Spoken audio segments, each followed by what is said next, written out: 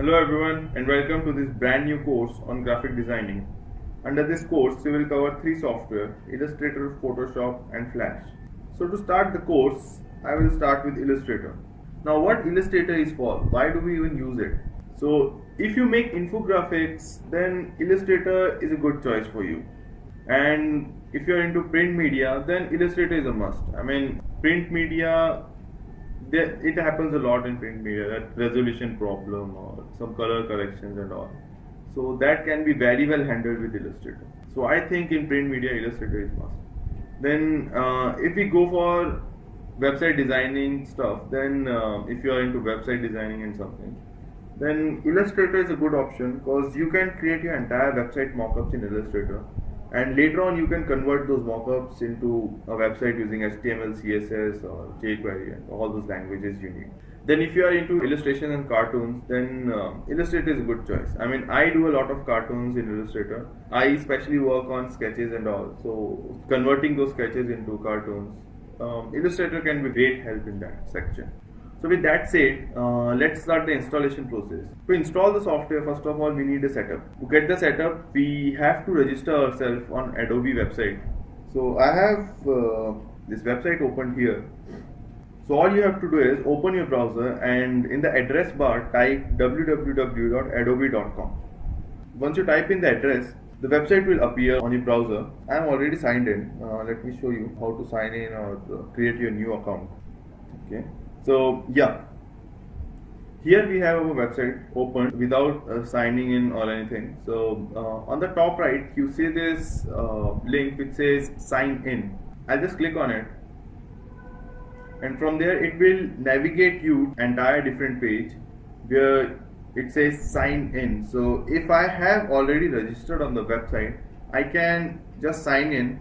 And if you are a new member or it's your first time on the website, you can click on get Adobe ID. So I'll click on this right now, and it opened a page which says sign up. Now here you can fill all your details like your first name, last name, email address, your password, your country, date of birth and all, and then you can click on sign up. Adobe will send a verification mail to your mail ID. From there you have to verify your mail ID and then you will be registered on the website. Since I am already registered, I am not going to sign up again. So I am going to close this window and I am going to log into my existing account. Let's just enter password real quick, and yeah. So there we go. I am signed into Adobe website now. Now the version we are using for Illustrator is CC 2014. The latest version they have is CC 2015, which includes Creative Cloud. I'm not going to cover that part right now. What we are using is CC 2014. So in another tab, I have this link opened already. I leave this link in the description. You can just navigate to this link, and when you open this, it will navigate to the page says Adobe Illustrator CC 2014 release, Windows 32-bit. I am only managed to find 32-bit version. If you manage to find 64-bit version and if your operating system is 64-bit version, then you can download a 64-bit version. There's no problem. With coming to the Windows, I am using Windows 7 as an operating system. You might be having Windows 8 or Windows 10 with you. That's completely fine. Software isn't going to change on different platforms. But if you are a Mac user, then you have to notice that there will be some changes within the software in terms of like how everything looks and how everything is arranged, and there are some controls which are different, but it's not very major. You can still refer to these videos, and by the time we cover this entire course, you will be able to rectify all these changes by yourself. It's not very major. Plus for Mac users, what you have to be careful about, whenever I say control for Windows, that means command key on Mac, and whenever I say alt key on Windows, that means option key on Mac. That's the only thing you have to be careful about.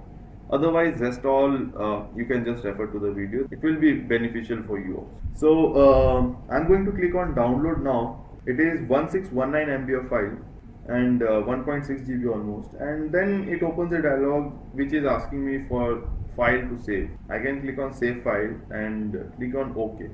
Now this is a big file, 1.6 GB, and my net speed is not very fast, so it might take a while for me to download. So I'm gonna cancel it because I have already downloaded it. You can click on OK and start the download. Now once download completes, you will see a zip file in your download folder or wherever you have saved your file. So what you have to do after that is right click on that zip file and say extract all. These instructions are for Windows users. For Mac it will be different. Right click on the zip file and click extract all. Once you have done that, it will create a folder, something like this. Now open this folder and inside that you will find this setup.exe. So this is the executable file which will install software on your system. So just double click on it and it will take a while to load. Alright, so after that loading window, this window appears which has two options, install and try. Now if you have bought the software already, you can click on install, and if you are a first time user or if you want to try the software first, then you can try. It will install for 30 days trial period. After that you have to buy the software. I recommend first try the software before buying it. I mean, you should know what software it is and whether I want to continue this software and is this the software I'm looking for. Once you are sure about that, then go ahead and buy it. So we are going to click on try now, and now it is asking me to sign in. So let's sign in with our mail ID. I have already signed in once on this setup, so it isn't asking me for username and password, but for you it will ask you your username and password. So just enter your username and password for Adobe website and it will sign you in.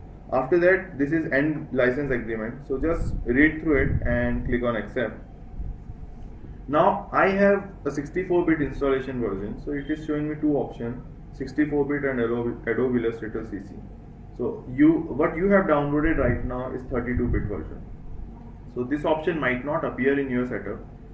If you manage to find 64-bit version, that's good enough. I mean, if you have 64-bit Windows, that will fairly run on your system and there will be no problem with it.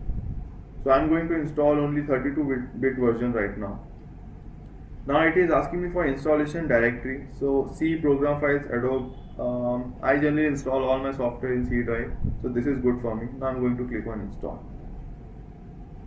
So once you click on install, it will install the software automatically and then you are ready to open your software. Now I'm not clicking on install here because I have already software installed with me.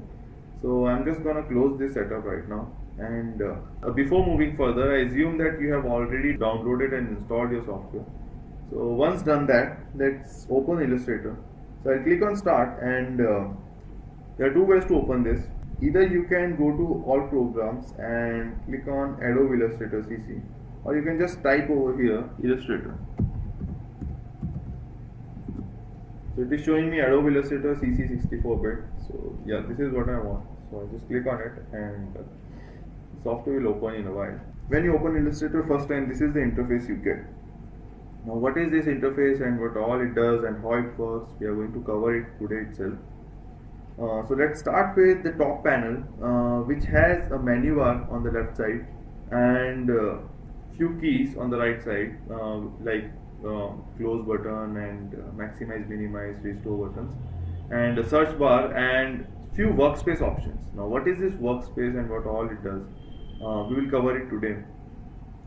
On the bottom right side, I have this, or on the right side itself, I have this panel bar. There are so many sub panels in it. How it works, we will cover it in later chapters.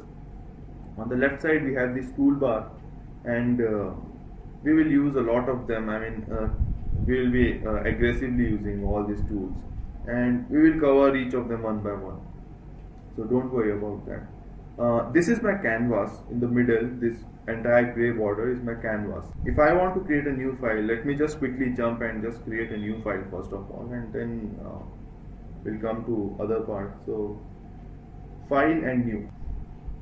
Now it opens another dialog which says new document, and it has loads of settings. I'm not going to worry about it right now. I'm just gonna skip it for a moment, and we'll again come back to them. Just click on OK. now it has created a new file, and with a new tab which says untitled 1 at 145% CMYK preview. What all this is, we'll cover it, or you will understand it over the time. You will automatically understand. So this is my canvas now, and I can actually draw things over here. Previously, if I don't have anything over here, these tools will not work at all. So I need some file I can draw and do things. So this is the canvas where I draw everything. So let's just delete it. And so now to start with, it is important to notice that Illustrator is a vector-based software. Now there is another kind of software which is called raster-based software. Now what is the difference between vector and raster? Let's take an example. I will draw two shapes over here. One is rectangle and one is circle.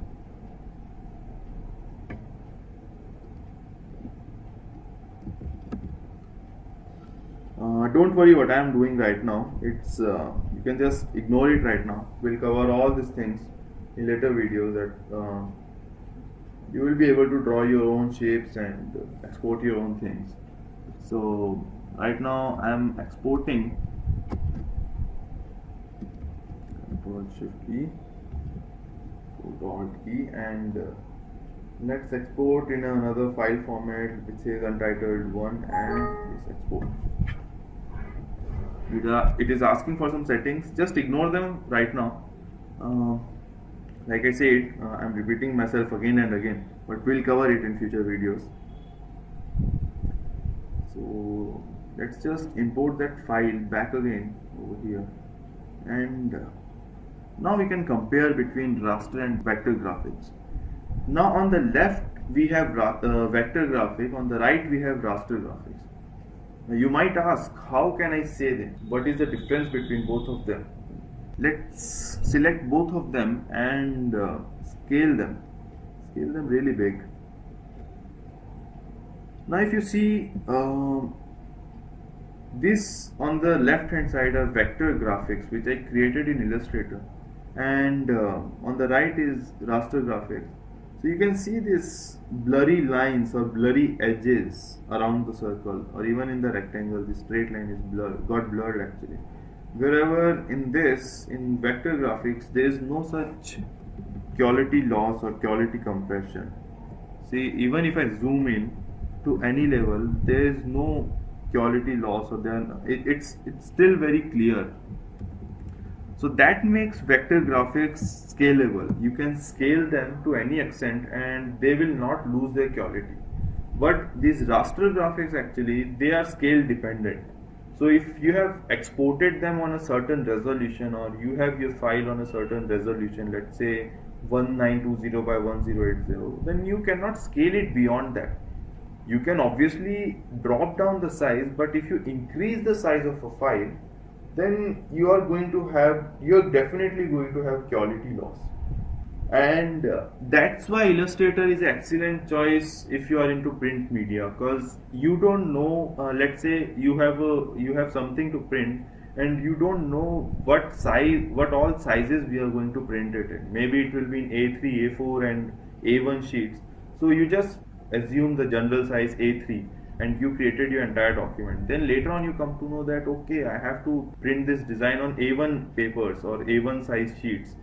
So what all you can do is just grab your entire design and scale it for A1 size, and that's it. There will be no quality loss, nothing. You can just your file is just ready to print.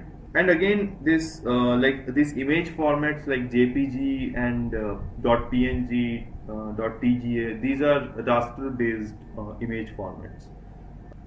So when I come to software like Illustrator, CorelDRAW, Flash are vector based, and software like Photoshop, GIMP, and these software like raster based software. If you are into sketching or something, then there is a software called Mischief. It is a vector based sketching software. If you sketch a lot, you might want to go and check it out. It is excellent software. I use it a lot for my sketching. Alright, so knowing about difference between raster and vector graphic, let's get back to our interface. So Adobe Illustrator has a very, I can say, good interface, or you can say customizable, where you can actually customize things the way you want. How can you customize? We'll come to that point. But first, we'll start with each of them in detail. So, like I was saying, on the top you have menu bar. So, all these file, edit, object, type, select, effect, view, window, and help are your menus. And when you click on one of them, then it opens a list of sub menus. So every one of them has a list of sub menus. Like if I go to select, it has all on active artboard, deselect, reselect, inverse. Now what it all does, when we come to select part, we're going to cover it. And then effect, view, and like you can see each of them have a lot of sub menus. Now if you notice, few of these sub menus has this arrow, black colored arrow pointing to the right. So this is like this sub menu has further sub menus in it. So if I go to effects and I go to artistic, so there are like much more effects within this artistic effect itself. So menu and then sub menu and then sub menu, and it might happen that you may find another sub menu within it, like in this one actually. When you go to brushes library, it has a sub menu, and again it has one more sub menu. So like that. So that's how you navigate to your menu bar. Then below that we have this option bar. Now if you would have noticed, when there was no file here, there was actually no option bar also. But when I created a file, I get an option bar. So option bar is actually tool dependent. So if you have your tool selected, then this option bar will show you options for that respective tool. Like if I have selection tool selected, it is showing me options for this tool. And if I have text tool selected, then it is showing further options for this tool, that what all options do I have for text tool. Alright, so next jump to the toolbar. So on the left we have this toolbar, and all these tools we have, how they work and how can we use them. We'll look into it in future chapters or future videos. On the right hand side we have this panel bar. The next part, at the bottom part we have this one more bar appeared. It appeared when we created a new file. So it has some percentage, and it has some this 1 2 3 4 marking on it. Now what all is this is we'll cover it as soon as we start learning artboards and canvas navigation. We'll come to this part. Yeah, so with our workspace and interface concept clear, let's just see one more functionality of Adobe Illustrator. So this time I am going to open multiple files. Let me just open 3 or 4 files real quick. And what all I'm doing is clicking on file, new, and I'm just clicking on OK, and I have some 6 files with me right now. Now on the top middle, you can say there is one button called Arrange Documents. If you want to see a tooltip of anything in Illustrator, you just drag your mouse over that icon or over that button or anywhere, and just leave it there. It will show you a tooltip for that, and also a shortcut key. Like if on the toolbar, if you drag it, it will show it shortcut key along with the name of the tool. On the panel, it will show you the name of the panel. And here, like it is showing me the name, it says Arrange Documents. So okay, I just click on this, and now it has so many options in it. What all this is, it will arrange. So let's say if I have all my multiple documents open. So what this will do is it will arrange my documents in such a way that all of them visible in a single window. So like right now I can just see one of them at a time. So either I can see Untitled 7 at a time or Untitled 8. Right now they all look same. I'm just gonna draw a rectangle in all of them and change color so that it makes more clear that which document I am in right now. So Control C and paste it over here, change the color to this, change the color to this, change the color to this, I'm just copying the shape and pasting it again and again. so that I have same rectangle but different color. So it will help me to differentiate between documents. So yeah, now I have this rectangle and this. So now I can see that all these files have different color of rectangle, and now I can only view one file at a time. What if I want to compare between files and I want to see all of them at a time and see, okay, this is what is happening in this file and this is what is happening in this file. So there we can use this cascading style, or which is arrange documents button. So right now this one is selected, which is one window on the screen. If I select this one, the second button beside it, then let's just click on it and release. So you see I have so many documents opened at a time. Now how am I navigating the document? We'll come to it in next after this. So now I have all my documents here in the same window. So like this, there are so many styles. If you want vertical columns, so these are vertical columns. If you want horizontal, then these are horizontal columns. And if you want only two files at a time, so this will show you two files at a time. So one is this, and I think you can drag and drop your tabs from here and there, and yeah. So you have like you have like two sets of files now. Let's say if this is one set of file and it is having similar kind of design, and it is another. Let's say if these sets of file have circle and these sets of file have rectangle, so you can just compare between them two, that what is actually going on between these two sets. And similarly, you have now three files vertically arranged. You can say column wise arranged at a time, and you can just distribute the files from one column to another.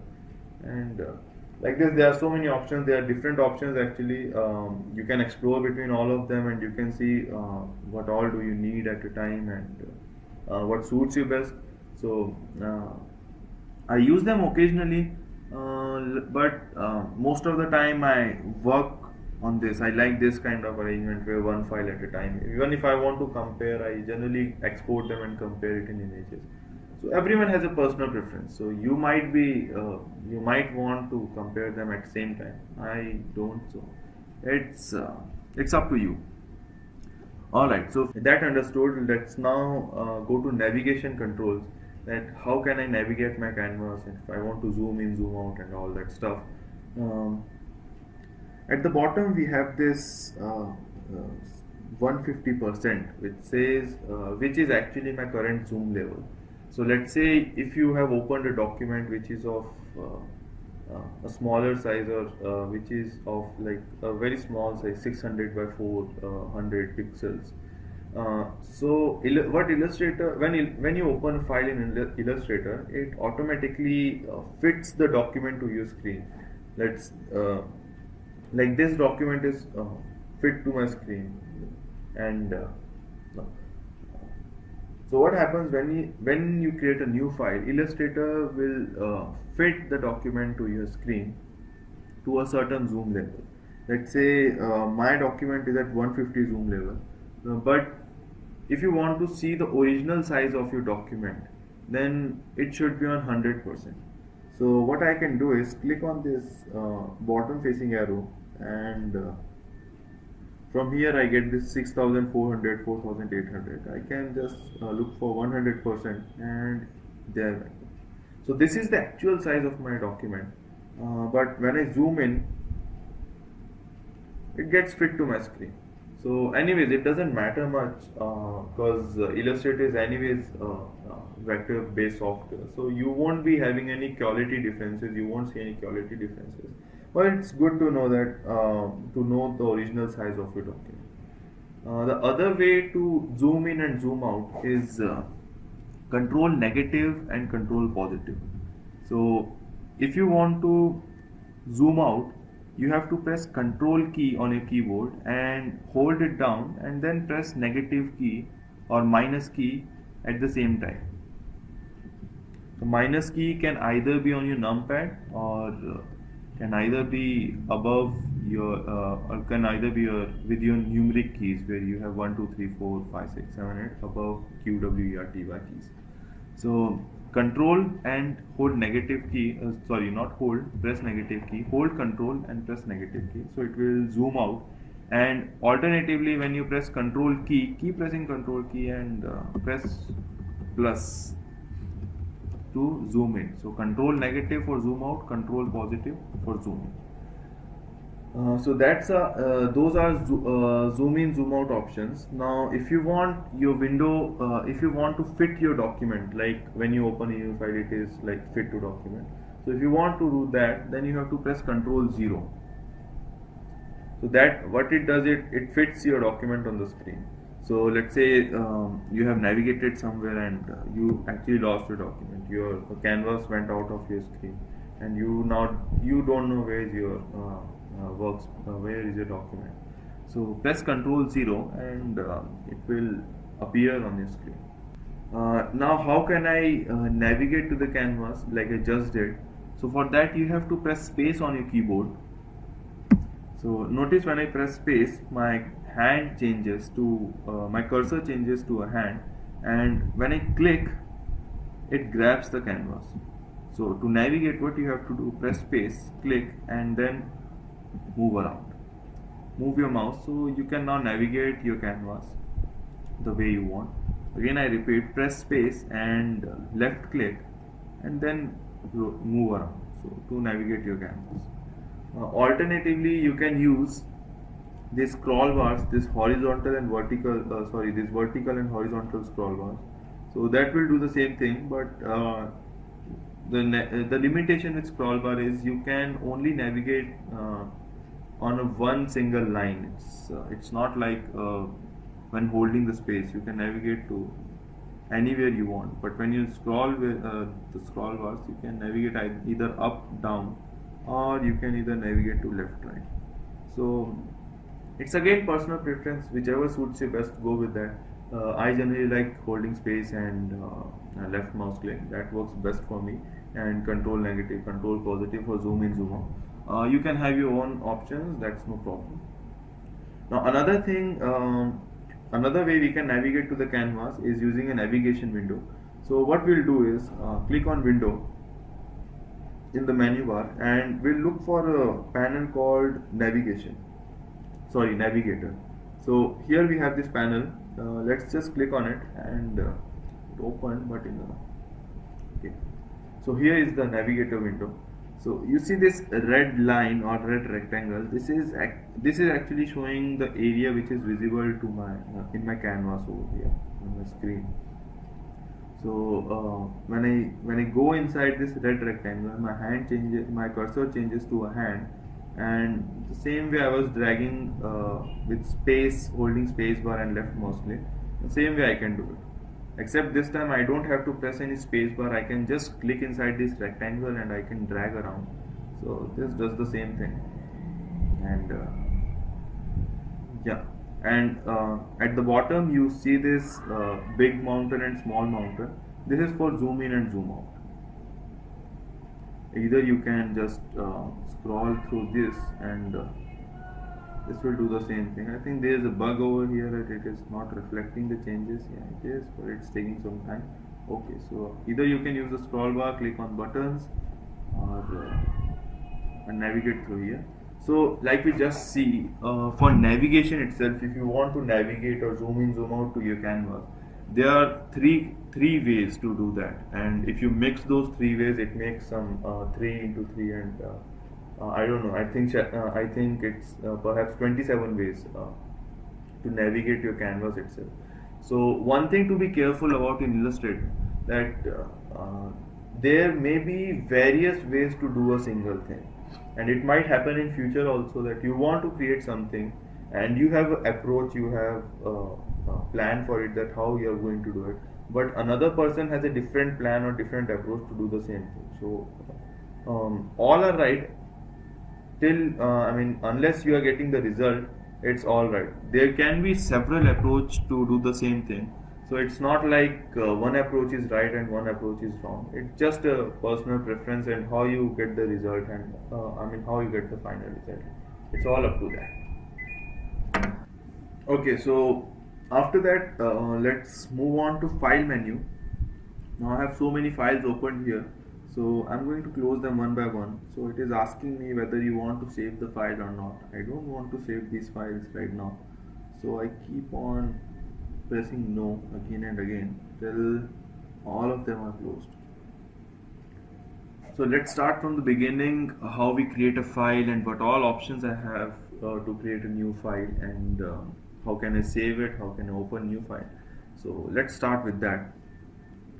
To open new file, what you have to do is click on file, and then when the sub menu opens, you have to click on new.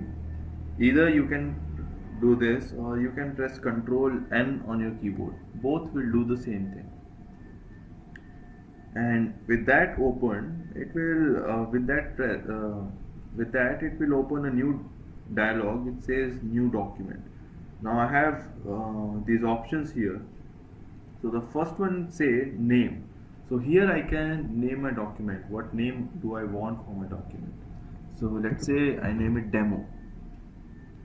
DEMO. Okay. Just a minute. DEMO. Alright. So this is the name for my file. Now it says profile. So let's see what this profile says. Click on this, and it has some options saying print, web, devices, video, film, and basic RGB. Now it solely depends on what kind of work you are doing. Let's say if you are doing some website mock-up, or if you are doing some banner for a website, then you might want to select web over here.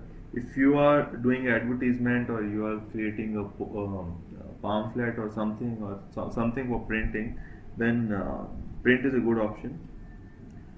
If you are creating something for video films, or like you are creating some kind of effects or some kind of 2D graphics, which you can say a rollover, which just appears on the screen for a while and then it disappears, then video and film can be selected. Devices is generally for devices like mobile phones, and for Android, iPhones and all.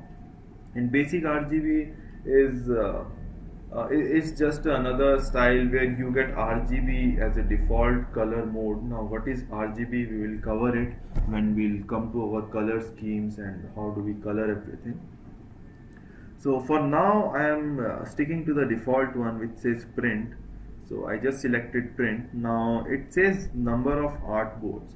Now what is this artboard? Actually, when we created a file, there was a black, there was a white rectangle, and then there was black border around it. So now what is this artboard? I will come to it when we just create a file. I'll tell you what is the artboard. So for now, let's just keep it one, and then these things are disabled. Why these are disabled and how it works, we'll come to them when we will talk about artboards. And here it's asking about the size. So right now it's letter. I can go for legal, tabloid, A4, A3, B5, B4. Generally I go with letter because I don't have any specific requirements right now. So let's just go with the letter. Then it's showing this width and height. So this is the default width and height for the letter. If I select A4, then this is showing 595.28 and some other numbers. If I select B4, the numbers has changed. So this is the dimensions for the letter. The units can be points, picas, inches, millimeters, centimeter and pixels. So let's go with pixels and letter. Alright, now for orientation we have two modes here. Let's just look at these modes real quick. So first I select this portrait mode and I click OK. So I get my document like this. Now I'm creating again a new file, and this time I'm selecting a portrait mode, landscape mode. So the second one is landscape mode, and click on OK. So I have my document like this, rotated 90 degrees. Okay, so let's close these two files again and again we are here on new document screen. Name it demo, and rest all settings are same, or go to print, make it letter, go to pixels. Okay. Now one thing we have here, the last thing which we haven't covered is this bleed. Now if you are into print, then this bleed might help you a lot. What it does is, or I'll create two examples to show this. So first of all, let's say we keep our bleed 0 and click OK. So it created a file, and this time I'll do is, let's say print and letter and pixels, and this time I'm setting bleed to 5 pixels, let's say, and it changed in all these four boxes. I mean, I pressed 5 in one of this text box, but it changed everywhere because we have this link button on. So I pressed OK anyways, and because I'm fine with having 5 pixel of bleed at all the sides. So now you can see we have this red rectangle around this our whole document. Now this is actually a bleed area. Now how can it help when you are printing a document, and after printing, what happens is, if you have your documents in if you have your document in bulk printing or something, and you have to cut it out. I mean, you generally when you cut it into a A4 size or letter size, sometimes the edges got trimmed while cutting. So you can set your bleed to some ratio. So what it will do is, it will create some extra space for printing. So this will be your actually print area, and when you are actually cutting your print to a letter size, then even if by accident some edges got chopped off, it won't affect your design at all. Otherwise, there are chances that your design might get cut while cutting down the edges of the paper. So yeah, that's how bleed helps. Now we'll talk about this link, what it does. When this is on, then all these four boxes will have same value.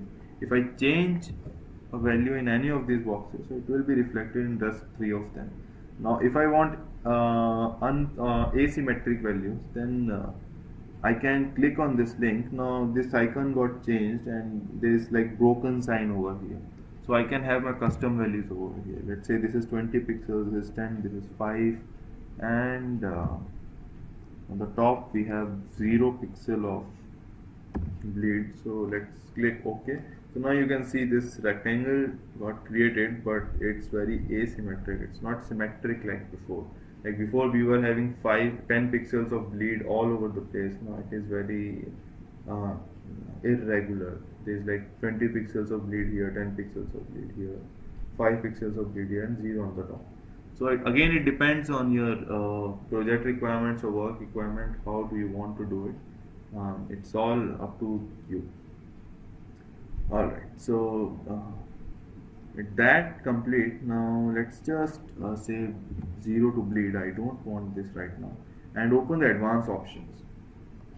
Now in advanced options, let me just select print media first, letter and pixels. Okay. Now in advanced options, we have this color mode, raster effects, and preview mode. Now color mode is CMYK by default. If you want RGB, you can select it. Again, like I said, we are going to color modes in our later chapters when we talk about colors. Raster effects are like 300 ppi, 150 and 720. This will be beneficial when you have some images in your documents, because like I said, images have raster mode in them, like JPG and all. They work on raster based technology, or these images are like raster based. So if you have any images in your document, then you might want to select 300 ppi. 72 will actually drop down the quality of your images a lot, and it might not come very well in the when you actually print them. So I generally keep it 300 ppi because it doesn't affect the performance much, and it's good for better quality. Preview mode, pixel overprint, what are these? We'll cover them in later chapters. Right now, don't bother about them. And then just click on OK. So this is how we have created. This is how we create our new file. And now, like I was talking about artboard. So this white area is called the artboard. This thing is artboard, and this gray area around, this is our canvas. So you can say this entire thing is our canvas, and this white thing is our artboard. So let's jump it to again, and now let's say if what will happen if I say I want two artboards. So I just change the value to 2 and let's click on OK. So there we go. I have two artboards now. Now how can it be useful? In the similar way, I can have like 6 artboards at a time, and now I can arrange the spacing. The spacing is how much space do you want between artboards, and columns. How many columns do you want? So let's say we'll have 3 columns. So you can see we have 3 columns right now and 20 pixels of space between them for 20 points. Now again to my question, why do we use artboards? Why do we even need them? Let's say you have some kind of design for some website or any of your mobile application, and you want to make alternate versions of it. Artboards is a good option over there, because you have your design over one artboard and you can copy and paste the same design over to another artboard. Let's just create a circle over here, and I'm gonna color it red. So let's just say this is my design. It looks very beautiful though, and now I want to have alternate versions of this design. So what I can do is I can put it in another artboard, and I can change color of it to something else, and I'm trying out the options what looks best and what not. So like this we can have so many designs or so many alternate versions of the same thing in a single file. And like before we were doing cascading, we were arranging all the files in the same workspace, trying to get the thing done right, that how will all these files look at the same time. So this is an alternate option for that. You can have artboards in one single file, and when you open, all of them load at the same place, and this will actually be more convenient for you to either show a preview to your clients or give demos on your designs and all. So this is a good option if you want to have alternate versions or alternate variations of your designs. Alright, so we will cover artboards in details. I mean, if you want to change the size and all artboard options and everything, but for now just a basic knowledge of artboard is good. So yeah, now let's say we have created a new file, and now if I want to save it, what should I do? So to save a file, you can just press Ctrl S to save the file, or go to File and here Save. It says Ctrl S as a shortcut, so just click on it. Now it will ask you for the location, where do you want to save it. I click on desktop, and the name is untitled file.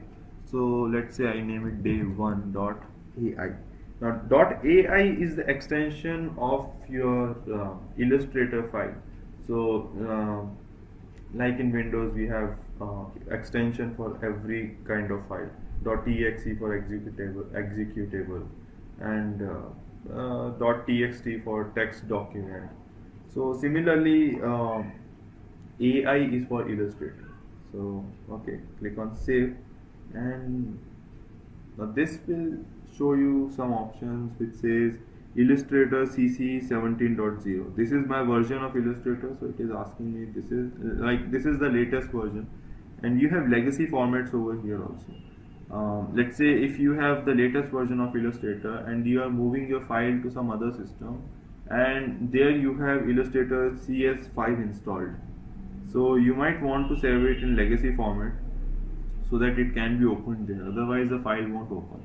But again, even if you save it in CS5 format, it will show you a warning. It says saving to legacy format may cause some changes to your text layout and disable some editing features when the document is read back. So actually saving legacy format disables some of the things. I have experienced it myself when It actually merges your groups and so many things. Actually, it affects text a lot. You won't be able to edit your text, or the fonts will go all over the place. So it happens sometimes, and you might want to be careful about that between moving your files from higher version to lower version. But it's good to know these options are available, and if you want to do it in future, or if you need it, it's good to know. So I'm gonna save it in Illustrator CC 17.0 format version, and subset fonts and everything 100%, and create a PDF compatible file. Yeah, just check it on. These all are default settings, so I'm not going to change it much. And just click on OK, and there we have our file. It's on another screen. Just a minute. So there we have our file saved, day1.ai. To open this file, I can either double click on it, or I can open Illustrator, go to File, Open, and open it from here. So we have our file open. So that's it for today. We'll cover rest of the parts in future videos. I hope you enjoyed the video. Also, this is like my first recording, so it might be not very proper, and my English might be all over the place. So I promise I will improve over the future, and I hope I see you in the next video. Goodbye.